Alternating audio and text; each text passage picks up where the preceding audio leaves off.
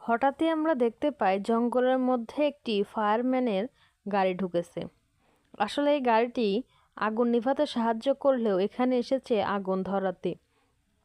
কারণ এই ফায়ারম্যানটি সরকার থেকে আদেশ পেয়েছে এ জঙ্গলে আগুন ধরিয়ে এই জঙ্গল উজাড় করে দিতে। কারণ এই জঙ্গলের জায়গায় এখন থেকে একটি কারখানা হবে। তাই সে এখানে আগুন ধরানোর জন্য বিভিন্ন সরঞ্জাম নিয়ে এসেছে, আর যার সাহায্যে জঙ্গল পুড়িয়ে দিচ্ছে। বনের সব গাছগুলো পুড়ে যাচ্ছে, আর এদিকে বনের পশু পাখির কী অবস্থা তা তো নিজেরাই দেখুন। এখানে জঙ্গলের ছোট বড় সকল প্রাণীরা এদিক ওদিক ছোটাছুটি করছে, কোথায় তারা আশ্রয় পাচ্ছে না। আর তা দেখে সেই ফায়ারম্যানটি হো হো করে হেসে যাচ্ছে। তারপর সে আরও জঙ্গলের গভীরে ঢুকলে তখন একটি বড় হাতি বলে, শোনো ফায়ারম্যান, তুমি এক্ষুনি এই জঙ্গল থেকে চলে যাও, তা না হলে তোমাকে আমরা আক্রমণ করব।